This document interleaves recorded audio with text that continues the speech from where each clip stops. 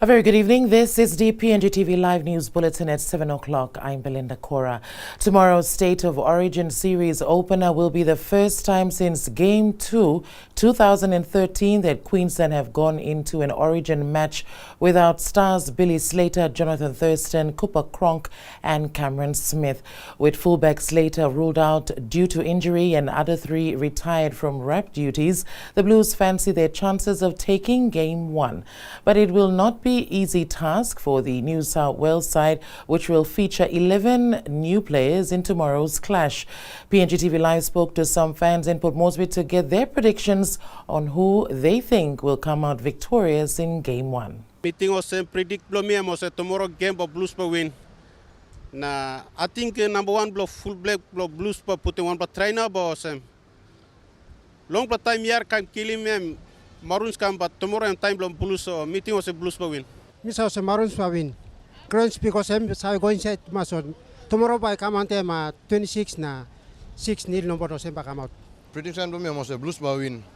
James Robert will put the first try. Score about 36. Lo young days blow me one play die hard blow Maroons. Now me still supporting Maroons. Even he got all senior players blow out, but all young player. And will play start no back am field there. All still by win it. Miss out the Blues tomorrow Blues by win. First try by lateral Mitchell, number 3 Blues put in try. Number 22-6. Maroons fan. I'm not really sure like what's gonna be the score, but I think it's gonna be a really tough game. Yeah. Miss was Blues by win. All Maroons a win. This la triple key player all Ross finish. Also now I'm time Blues by walking 3 in a row. So in New South Wales, I think New South Wales will win this match by 12 points. Telesco will be the first try scorer. I would go for Blues, and the score would be like Blues 18 and Maroons 10. Meeting all Blues by win. Because all team plenty all engineers all players kind of some Josh Adokar me hope sem put the first try na score by 12-14. Meanwhile, fans in Port Moresby will get a chance to watch the match on the big screens around the capital, provided for by NCDC.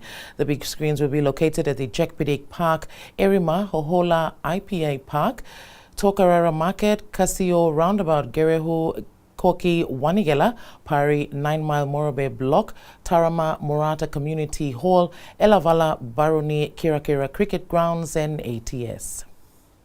The people of Bougainville will need to understand why the referendum set for the 15th of June 2019 is being held and the possible referendum outcomes, including implications.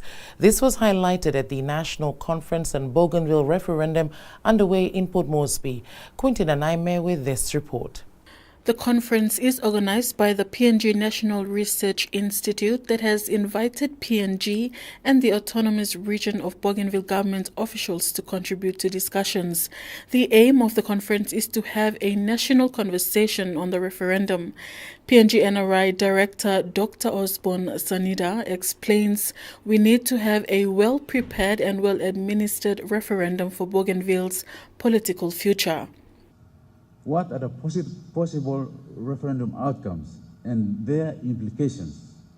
And how can we best prepare for implementing those outcomes that ultimately result in continuing peace and stability for Bougainville? The conference is an opportunity to pull together all the findings from the research reports and to highlight key issues.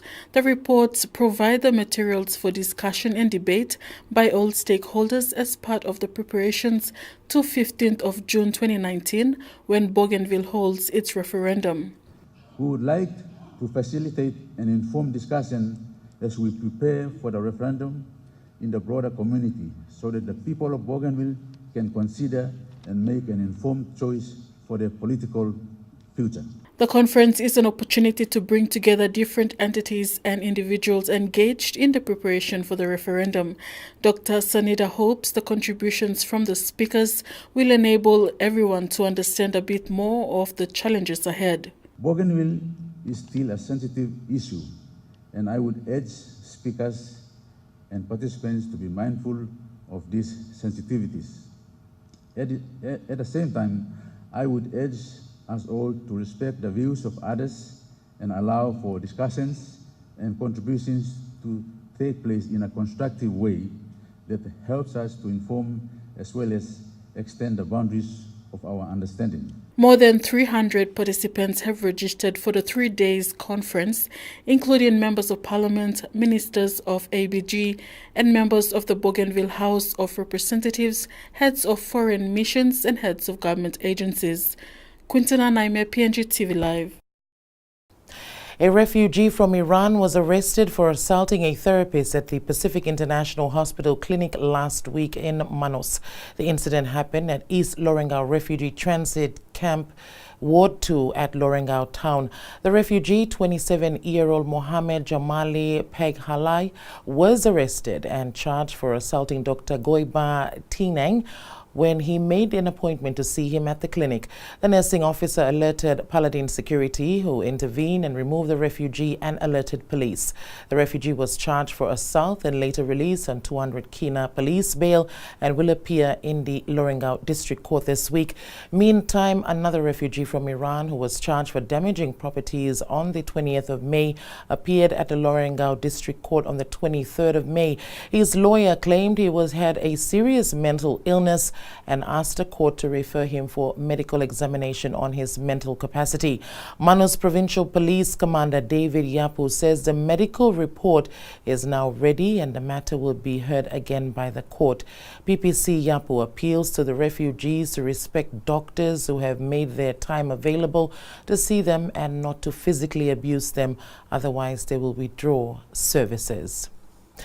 The Integrity of Political Parties and Candidates Commission will be discussing with the Office of the Speaker of Parliament on making changes to certain standing orders of Parliament to prevent political party splits on the floor.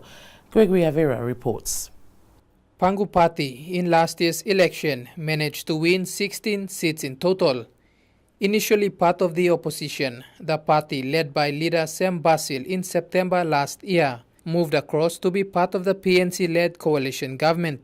The move, however, did not see all members moving as one, which created a split on the floor of Parliament, a circumstance which the Registry for Political Parties says is not the first for the country. That is something that has been happening with political parties in the past, where we've had political parties having membership both in the opposition and also in the government. So it's not something new, it's something that has happened before. 9 months on, and the Pangu Party is now fully part of the government following Madang MP Bryan KRAMAR's departure from the party to join the newly certified Allegiance Party. Registrar of Political Parties Dr. Alphonse Gelu tells PNGTV Live that while the Pangu Party members are now all part of the government with this issue resolved, preventing similar instances from occurring again is an agenda that will be taken up with the Speaker's office. For us, the Registry of Opposition basically is that we would prefer parties united instead of having two groups or two splits on the floor of Parliament. And this is one of those things that we'll be dealing with that issue with the clerk and also the Speaker of Parliament to ensure that it does not happen like that.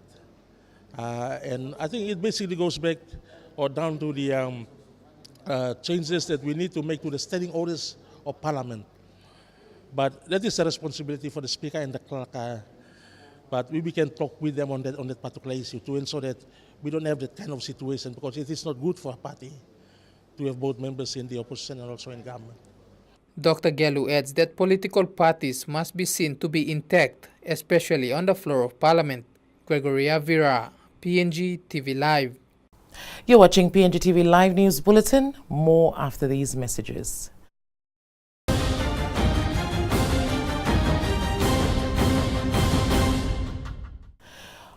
Welcome back. You're watching PNGTV Live News Bulletin. As part of the 57th APEC Telecommunications and Information Working Group, this morning's talks, amongst others, included discussions around broadband and challenges faced by APEC economies. PNGTV Live managed to speak to Mr. Kila Goluvui, who convened the meet with other economies. The discussions were focused on connectivity, which is supposed to be the foundation of information, communications and technology within the region. In this meeting, connectivity, challenges and access to broadband, especially via smartphones, so citizens can be able to better communicate, was up for discussion. We're sharing information and experiences between APEC economies as to how to connect, provide ICT services to our citizens. Mr. Vai says PNG has challenges in the area of connectivity, and hopefully discussions amongst the economies and our officials were fruitful in assisting them to improve PNG's broadband, even to those who aren't connected as yet. We in PNG have a mammoth task ahead of us in terms of connecting our people. So the idea is to have a conversation within this group as to experts how they have done it in other countries, so we don't have to, duplicate. If you like what we want to say, we can take the opportunity to leapfrog into new technologies. So, according to him, what's important is that our people can be able to talk to each other better via telecommunication. But there are useful lessons to be learned. I think the opportunity is for us to, because technology has taken off very fast, so the opportunity is for us to leapfrog into modern technologies. SOM Chair Ivan Pomeliu says future economic growth will rely on unlocking the potential of other sectors and developing a modern economy through the effective use of information and communication technology in the APEC region. Such meets during the 57th APEC Telecommunications and Information Working Group hopes to bring to light new areas of exploration by our telecommunication companies and authority. The meeting will progress till the 8th of June 2018. The PNG Media Council of Papua New Guinea has spoken out this week following comments made during the opposition press conference last week Friday about members of the fraternity being paid by leaders through public funds. The council says it is extremely unfortunate to have members of parliament label the collective media industry as tainted by the actions of a few who have strayed from the path. Quintin Anaime with this report. This comes after revelations by member for Madang Bryan KRAMAR about a journalist operating in his district who he alleges was paid money from public funds. Mr. KRAMAR raised the issue in relation to the media being paid by government members, who have found that her reporting was extremely biased. And I put the question to her whether she has ever received funds from the former member from this district, which she refused to respond or answer to. I have on record previously saying she never did. But now, since occupying office, I've gone through the accounts and confirmed payments were being made to journalists. In a recent media conference, Mr. KRAMAR says this is an issue they will start raising on the floor of Parliament, and he intends to put journalists on notice. Now, I understand some journalists do their job, but because the degree of corruption has even reached into your editing room, your editors, and even towards your company managers, who can be threatened and intimidated that if they continue to report the truth or be critical of government, that they will be sanctioned or deported or actions taken against you or threats or intimidation. PNG Media Council states it is unfortunate and urges the member for Madang to make available this information to authorities. The council highlights the media's role in Papua New Guinea continues to be to report on the truth and to highlight areas of national good and governance that are not working as they should be. It says a majority of media practitioners in PNG continue to uphold the values of good, honest journalism without fear or favor. The council reminds the people of Papua New Guinea, I quote, because it is with your voice which our leaders speak on the floor of Parliament. It is your voice that you have guaranteed freedom to use on any media platform for your choice, and it is your voice which we carry as the PNG media. We urge you all to fight to keep that voice, unquote. Quintina Naime, PNGTV Live. A stop on recruitment for public servants issued in 2016 by the National Executive Council is still in place.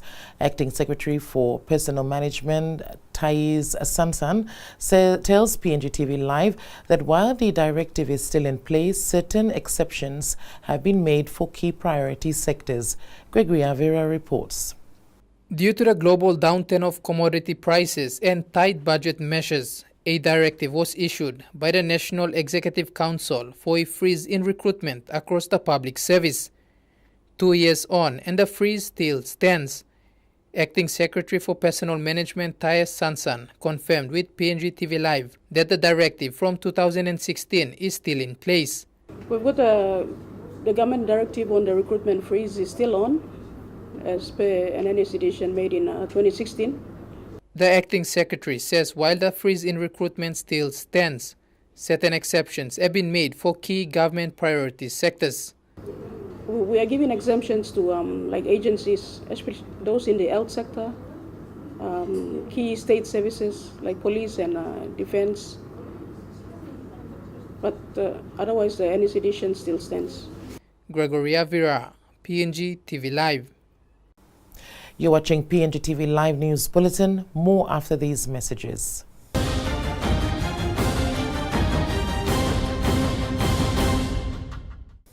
Welcome back. You're watching PNGTV Live News Bulletin. Small to medium-term business enterprises were able to mingle with some of the APEC economy members this week as Port Moresby plays host to the 57 APEC Telecommunications and Information Working Group. PNGTV Live visited some of these businesses during today's sessions at the International Convention Center. SMEs here are on rotational basis, giving the opportunity to many who are still after a proper market to sell their products. Copper beating is slowly picking up interest by many Papua New Guineans on the local market to enjoy the luxury of spoiling themselves or loved ones with PNG designs. PNG TV caught up with PNG Art Copper Beating's Vera Babona today as he showcases some of his treasures to visiting APEC officials at the ICC. Well, as a result of those contacts, I had a few orders which are pending, so I need to go and work on them. So that's what I got out of this whole thing. So, and I'm happy with that, yes. Amongst just a handful around the country, Babona is assisted by his wife, who adds colors to his work of art. And my wife actually does the coloring on that, so it's a teamwork. And because my strength is framing, I try to make sure that I frame my products so that it adds value. Babona orders copper metal from the US and designs PNG's famous identities that can be enjoyed by those who value art and design despite challenges. Meanwhile, kickstarting her business of tailoring in 2014, Dolores Trawon is now into her 8th month of selling PNG design fabrics aimed at assisting small to medium retailers. She is happy to be able to meet new faces at the ICC during the APEC meets and hopes to build on her capacity, especially online, despite challenges. We had a lot of designers doing the finished products, so I wanted to be different from everyone, so I decided to supply fabrics and to target the small to medium tailoring businesses, yeah. I think one of the major challenges that I'm facing now is, well, it goes back to our currency because I import my fabrics. Yeah, so the last time I import my fabrics and I want to import and it has doubled. So I have customers' demand there, but I cannot meet my customers' demand because the currency doesn't allow me to bring my fabrics in that quickly. Yes. And to sports, taking a look at an update on decisions made by Capital Rugby Union executives following an attack by one of its members on another club member on the 6th of May 2018. A judiciary panel has been selected to hear the case commencing next week. Quintin Anaime with this update. The panel will be hearing the case against Harlequins Anthony Pangatana and Avosa Kaipu, whose recommendations by the executives include Mr. Kaipu's life ban from the competition and a life ban for Mr. Pangatana for any official role within the field of play in any sanctioned event. Furthermore, the suspension of the Harlequins Rugby Football Union for the period from the 7th to the 31st of May 2018 is time served, and the ban has been lifted at 5 p.m. on the 31st of May 2018, and the points against the HRFUC for the period under suspension be recorded for all grades.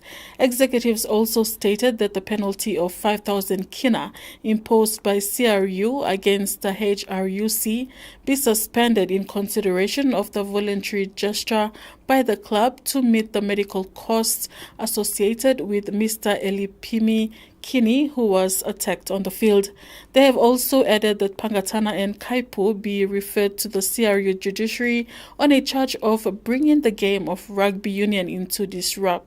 The CRU says the actions taken by them is in the best interest of the rugby union, and CRU is appreciative of the proactive action by the HRFUC and the support of the CRU presidents in ensuring this matter is addressed in a timely manner. A number of internal changes have been endorsed from the lessons arising from this incident. Quintina Naime, PNGTV Live. To regional news, and Samoa Cabinet has suspended all official travel for government officials that are fully funded by the local budget unless a special approval is granted. The Samoa Observer reports the suspension became effective in March and will be reviewed at the end of June. It goes on to report that the order made to all government chief executive officers is revealed in a letter by the chief executive officer to the Ministry of the Prime Minister and Cabinet, Agafali Leo, leaked to the Samoan Observer. The Ministry of Finance and boards of directors are requested to strictly monitor spending for the remainder of the financial year. Recovering works for the cyclone should be prioritized with savings identified from the current budget. And that's the PNGTV Live News Bulletin for this evening. From myself and the news team, it's good night.